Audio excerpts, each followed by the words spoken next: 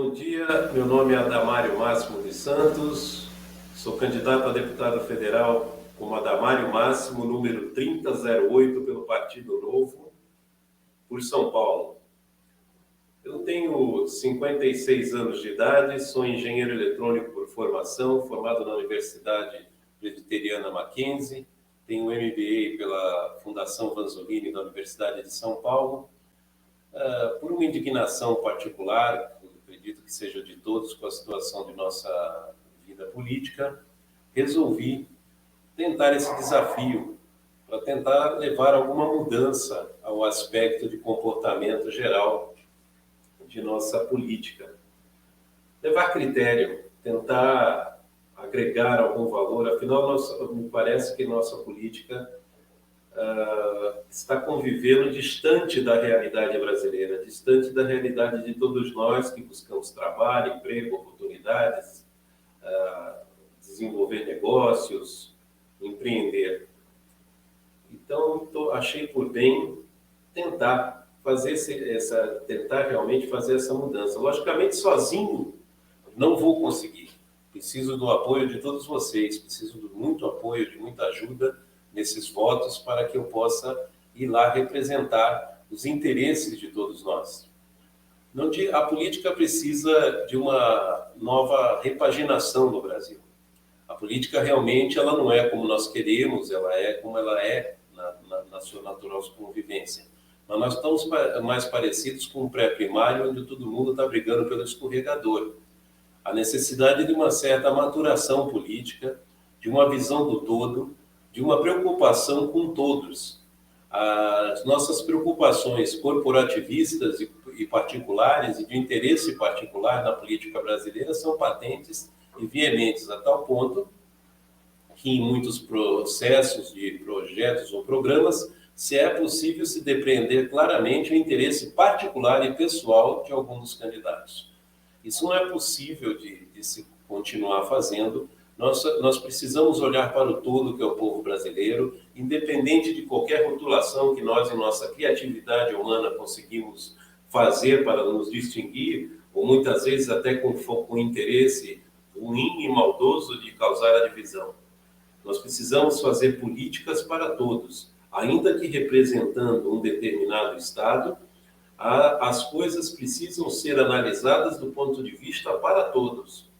A aplicabilidade, viabilidade, logística de execução, como fazer, toda a questão de ordenação jurídica, tudo isso precisa ser revisado. Eu já estou indo um pouco ao encontro da visão de um programa e não projetos. Nós estamos com coxa de retalhos, certo? Cheio de pedacinhos de tecidos juntados ali numa colcha que se chama de programa, mas que gera uma série de onerações ao Tribunal de Justiça por ações políticas divergentes e por ações de não entendimento ou até por uma certa malícia legal. Então, nós precisamos olhar os programas de um âmbito mais geral, uma visão 360, para que não ocorra isso.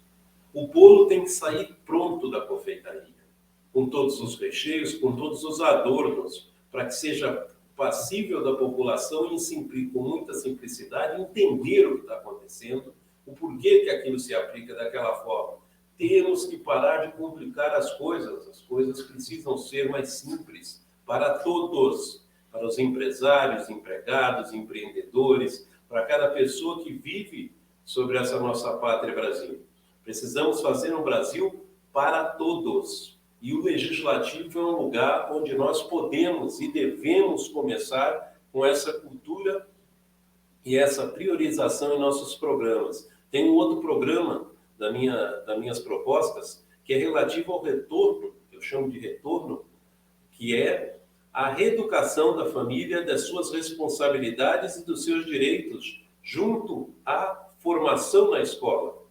Por algum motivo, a nossa sociedade delegou a responsabilidade da família para a escola, delegou-a para o Estado. Isso independente de nível social ou de capacidade financeira ou até de formação.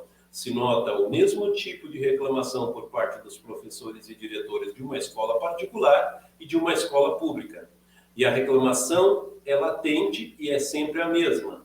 A reclamação é perene lá, que é o fato de que os diretores e professores estão tendo que educar no sentido próprio da palavra, educar do ponto de vista humano, nas virtudes, educar no emocional e educar no afetivo, quando eles deveriam ser agentes de apoio e complementares, mas não os agentes desta formação, desta educação.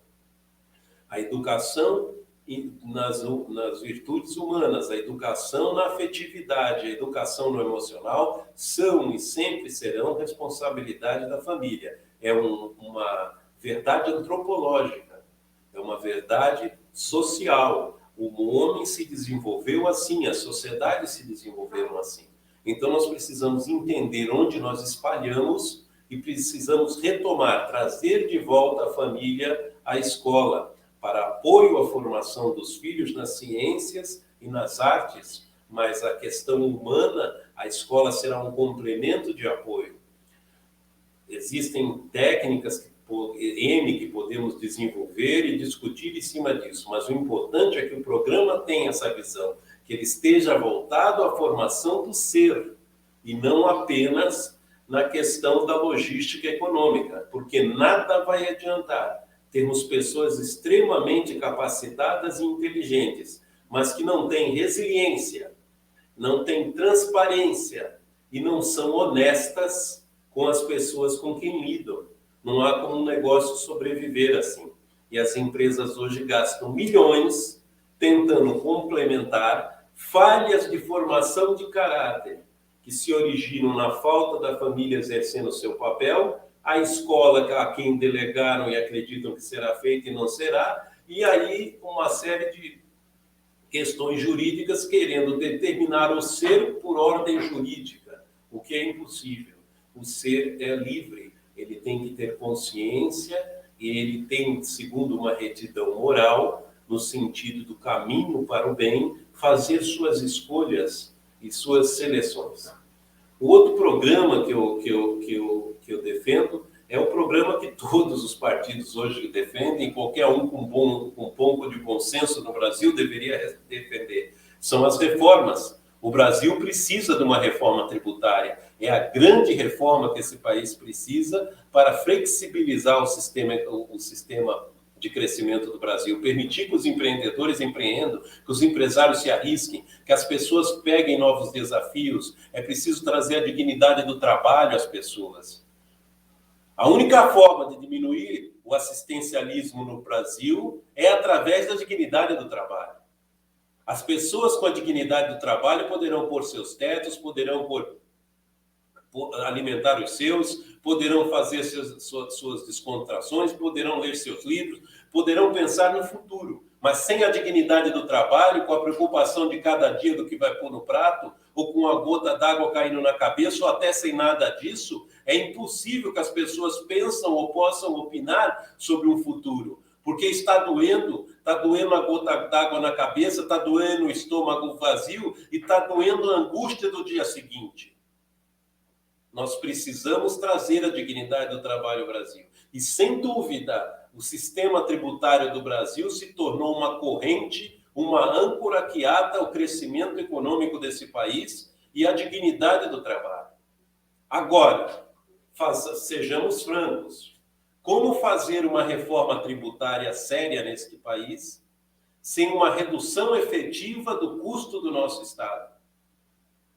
É uma utopia acreditar que a reforma tributária desse país possa ser feita sem a famosa lei da dona de casa, economizar para poder ter mais. Não há como fazer isso. Não há como. Então nós precisamos de uma reforma política, nós precisamos parar com moralizar, por assim dizer, a política em direção ao caminho do bem de todos. Nós temos que parar com reeleição, nós temos que diminuir o número de cargos no legislativo, temos que acabar com o fundão eleitoral, com o fundão partidário, os partidos que se mostrem interessantes para que as pessoas os mantenham e os apoiem. Nós precisamos acabar com benesses, com benefícios. Se a gente olha para o quadro brasileiro, da política brasileira, lembra o Império com os seus vassalos mais próximos, os seus duques, os seus senhores, recebendo benefícios especiais, em detrimento, em diferença dos demais da população. Nós vivemos uma república, uma democracia, isso não é passível de continuar assim. Então, tem que se voltar a um sistema mais real e mais prático e mais de acordo com o mercado brasileiro e com a situação do povo brasileiro. Chega de motorista, carro, auxílio isso, auxílio aquilo para deputado. Chega desse tipo de coisa também para determinados cargos no governo. Há necessidade de uma reforma política, do enxugamento dos quadros políticos brasileiros. O que se gasta para uma suposta representatividade que não cumpre a sua missão é enorme o valor. É muito grande. E nós precisamos ter a coragem de mudar isso. Voto distrital autêntico, em que o representado e o representante estejam intimamente ligados por uma região, que ele mande a sua sugestão na região e o representante saiba, aquele é o meu eleitor, eu tenho que corresponder ao que ele está pedindo, eu tenho que tentar entender o que ele quer. Nós precisamos fazer uma reforma política. Milhares de prefeituras inadimplentes, prefeituras que não conseguem se manter sozinhas, com prefeitos, vereadores e todo um quadro de assessores e cargos indicados, que eles mal conseguem sustentar. Precisamos fazer uma reforma política. Depois nós temos a reforma administrativa. Precisamos olhar para o nosso Estado e entender esse mutirão de instituições, muitas delas direcionadas ao mesmo alvo comum, mas com seu presidente, com seus assessores, com seus motoristas, com seus carros, com as suas secretarias, e no final, sem qualquer resultado efetivo que se possa dizer valeu a pena criar esse órgão, porque o seu trabalho nesses anos nos levou a outro patamar. Então, nós precisamos rever o sentido prático disso, separando muito claramente a questão de fiscalização, da questão de conhecimento daquele ponto. Existem países em que a parte de fiscalização, por exemplo, da situação de terras indígenas é executada pelo mesmo órgão. É uma secretaria dentro do órgão, porque há uma função fiscal, há uma função de multa, há uma função de apreensão, há uma função legítima de prisão, inclusive. Em que os especialistas são os peritos. Perito na história indígena, perito não sei o quê, e assim, ou eventualmente consultas a universidades especializadas naquilo para o conhecimento mais específico da questão. Mas a parte fiscalizatória, prisional, a parte de multas, é tudo realizado pelo órgão através das suas secretarias próprias. Eu não tenho dúvida que isso gera uma economia sensível em todo o processo, além de criar uma matriz de pessoas com conhecimentos daquela legislação, daquela causa, daquelas questões. Nós precisamos rever a nossa estrutura administrativa, rever o nosso plano de cargos e salários. Nós não podemos ter um procurador num órgão do governo ganhando R$35 mil e um outro procurador fazendo exatamente a mesma coisa em outro órgão do governo ganhando R$15 mil.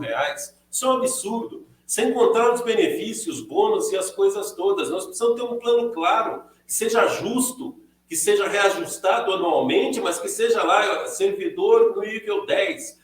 Servidor faz aquilo com aquela qualidade, com aquela característica, com aquelas aptidões. É o nível 10 em todos os órgãos do governo, ganha esse valor e acabou. Não podemos ter essa estrutura criada e que chega a uma relação incestuosa, em que, por benefícios ou particulares políticos de momentos, chegou-se a criar-se leis para beneficiar uma pessoa em específico que era amigo ou conhecido de um determinado servidor público ou do legislativo. Nós precisamos reformar a administração.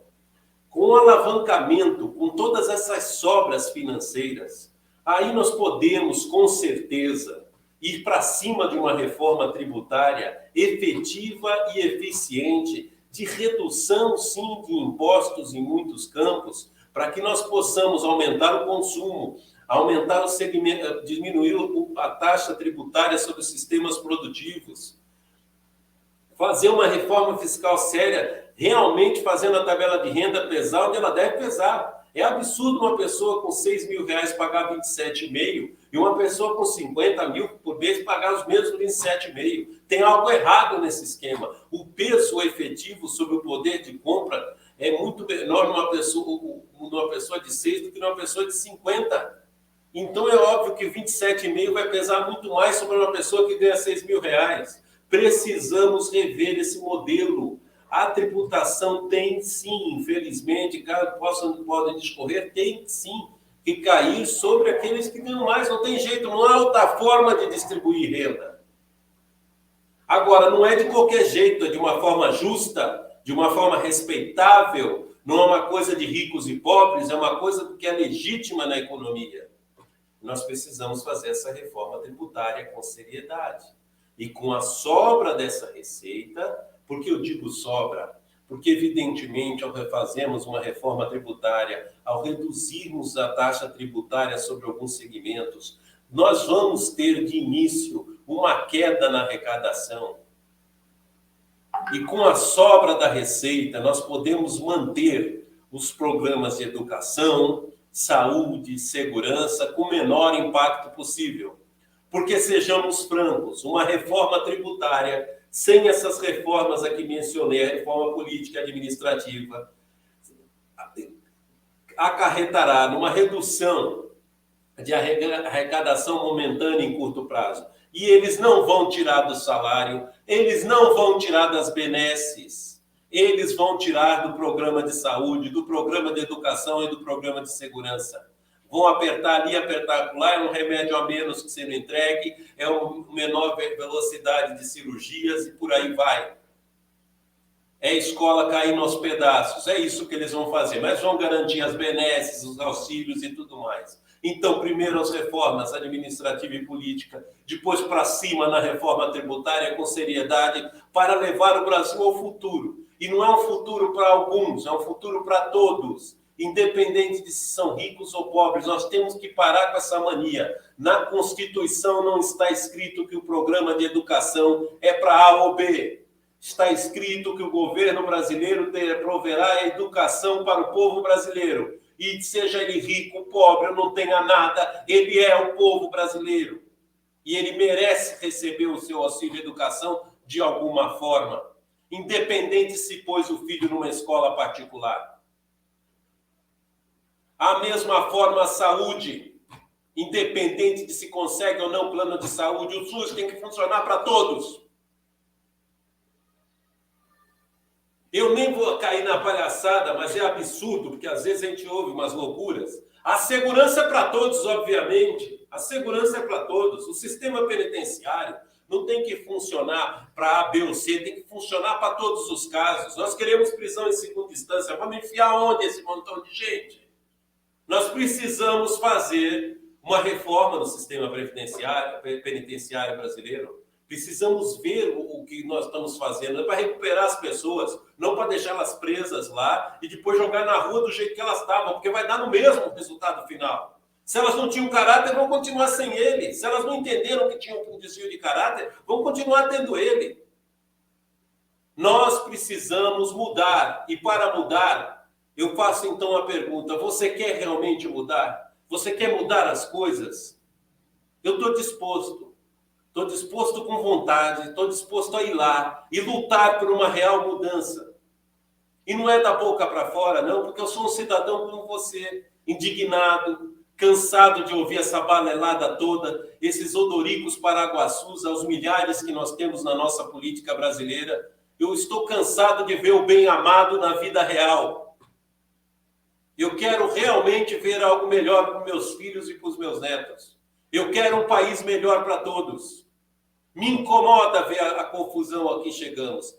Eu, em 1984, foi dada a abertura. 38 anos depois, vejo meus filhos com as mesmas esperanças, com as mesmas preocupações, mas, infelizmente, com os mesmos problemas que nós tínhamos naquela data.